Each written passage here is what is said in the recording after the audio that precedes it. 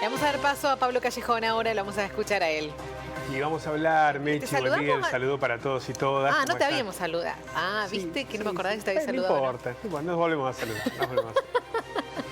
Vamos a meternos en el tema de la inflación, porque este viernes el INDEC va a dar a conocer los datos relacionados con marzo, que hablan de números escandalosos, cercanos a los 7 puntos, según lo que indican las consultoras, que en general han venido acompañando. Viste que en algún momento había dudas sobre la intencionalidad de las consultoras, pero esto estaba más relacionado a que había sospechas, en muchos casos muy fundamentadas, de la manipulación del INDEC. Esto ocurría sobre todo en la segunda presidencia de Cristina Fernández de Kirchner, con Guillermo Moreno como el titular de la Secretaría de Comercio Interior. Lo cierto es que las consultoras han ido acompañando este proceso y todo parece indicar que vamos a tener en marzo una inflación de 7 puntos. Esto 6 puntos y algo, ¿no? Entre 6 y 7 puntos. Va a ser algo. Esto se va a dar a conocer el viernes. Ahora, un dato que el gobierno va a intentar ver como, si se quiere, un sesgo positivo, es la desaceleración de los precios de los alimentos. ¿Es positivo? Bueno, si uno dice, no aumentó tanto, claro, pero ¿sobre qué márgenes? Porque en febrero los alimentos subieron más de 9 puntos. Una locura. A ver, la principal preocupación que tiene la gente cuando habla de inflación, ¿cuál es? Cuando va al súper, al mercadito, al almacén, ahí es donde está la inflación. Si le suben el alquiler, si tiene que pagar más cara la nafta, ahí es donde empieza a ver con preocupación el tema de la inflación. Pero sobre todo en los alimentos y en los productos de limpieza, cuando vas al supermercado. Por lo cual, esos 9 puntos en febrero fueron un golpe durísimo para la realidad social de una mayoría de las familias argentinas, asalariadas, sectores vulnerables, que destinan gran parte de lo que ganan, porque no tienen otra opción, en alimentos, ¿no? Hoy la canasta básica total está por encima de los 180.000 pesos. Solo en alimentos una familia tipo necesita casi 90.000 pesos al mes. ¿Qué es lo que está ocurriendo? Bueno, se está comprando cada vez menos, se compra cada vez peor, se compra marcas que... segundas o terceras marcas, pero sobre todo se dejaron de comprar productos, porque también hemos visto cómo las segundas y terceras marcas responden o forman parte de los mismos núcleos monopólicos que te venden la primera, por lo cual son dueños de casi todo el negocio. Esta realidad de que se pueda haber desacelerado mínimamente los productos de los alimentos durante marzo y que algunos dicen, bueno, es un dato positivo, en realidad nos va a marcar un precio de los alimentos, una suba de los alimentos por encima de los 7 puntos, por lo cual es una desaceleración, pero que está muy lejos de convertirse, es decir, cuando hablamos de buena noticia, hablamos de una noticia que realmente impacte, ¿no? Y además, porque teniendo en cuenta que las consultoras van midiendo y difundiendo los datos semana tras semana, la primera semana de abril volvió a marcar una aceleración en los precios de los alimentos. Fundamentalmente, algunos tienen que ver con cuestiones estacionales. Verduras, por ejemplo, frutas y verduras. Han aumentado mucho. Pero también fideos, algún tipo de lácteos. Y uno se pregunta, pero ¿y cuál es la injerencia del gobierno? ¿Dónde están los precios justos? Bueno, los precios justos naturalmente que no funcionaron. Funcionaron un mes porque lo hemos dicho muchas veces. No existe la posibilidad de sostener un control de precios de manera ininterrumpida durante mucho tiempo. Usted me dirá, bueno, pero sería peor si no hubiera ese precio justo. Es difícil medirlo, ¿no?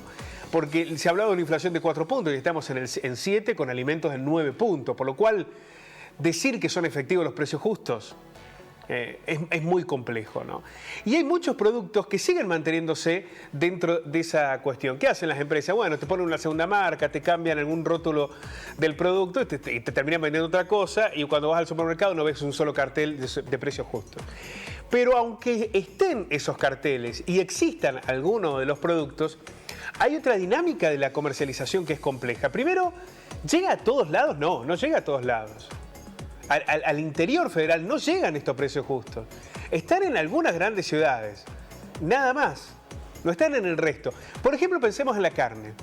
¿Cómo puede ser que en Buenos Aires la carne se pueda vender, consigas un kilo de carne a 1.000, 1.200 pesos y en el interior no pagues menos de 1.700, 1.800 pesos? Bueno, esta es una realidad, ¿no?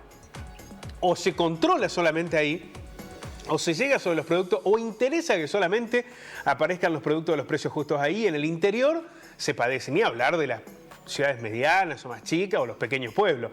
Allí no llega absolutamente nada. Y entonces aparece un nuevo actor en ese contexto, que son los almacenes o mercaditos, que nunca fueron incorporados. Nunca fueron. Aquella canasta de cercanía nunca se aplicó. Entonces comienza a haber un desfasaje muy grande.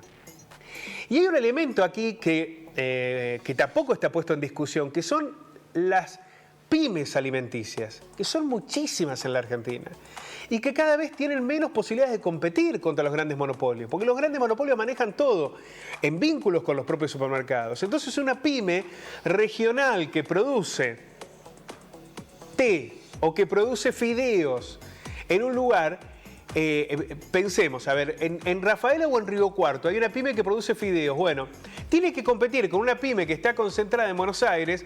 Los fideos de Rafaela o Río Cuarto no aparecen en ese supermercado de Rafaela o Río Cuarto, pero sí te aparece el de la empresa mayoritaria que se concentra en Buenos Aires. Bueno, es evidente que tampoco los precios justos o los precios cuidados, lo que usted quiera denominar, pueden funcionar si no se va sobre la cadena. Si no se instrumenta sobre las cadenas, transporte, los proveedores, los productores, aquellos que generan la materia prima. Es muy difícil, es muy difícil. Y la cuestión es que no se está discutiendo en la agenda política hoy en la Argentina el tema no solo de la inflación, sino de la inflación en los alimentos. Los políticos están hablando de cualquier cosa, están hablando de cualquier otra cosa. Hablo de los funcionarios que están hoy en el gobierno y tienen una mayor responsabilidad, pero también de aquellos que entienden a la política hoy como una disputa meramente electoral, hablando de la rosca interna y alejándose de las preocupaciones de la gente. Los datos que se dio a conocer a través del INDEC de la pobreza son una cachetada tremenda. Casi 40% de pobreza. ¿Y esto cómo se logra corregir con 100% de inflación? Es imposible. Porque la inflación genera altos réditos en algunos sectores que pueden manipular precios, que pueden generar una especulación financiera. Y es devastador para los asalariados, trabajadores y sectores más comprometidos con la vida real, la vida cotidiana. En este marco, Mechi, la inflación volverá a ser un dolor de cabeza, no solamente por lo que se va a indicar el viernes, sino por lo que está sucediendo en abril. Ahora, ¿alcanza con los números? La gente ya lo sabe. La gente ya sabe cuando va al supermercado que le está yendo muy mal. La cuestión es, ¿esto forma parte del debate político? ¿Qué proyectos, qué medidas, qué iniciativas se están discutiendo hoy en materia inflacionaria? Sí. Nada. Después vamos a hablar de lo que dijo también el Fondo Monetario Internacional, que ya anticipa que la Argentina no va a crecer este año. Que vamos a tener esta inflación con inflación. Perdón. ¿Qué implica esto? Una economía estancada con una inflación altísima. ¿Quiénes van a pagar los costos? Bueno, los mismos que ahora. Gracias. A ustedes.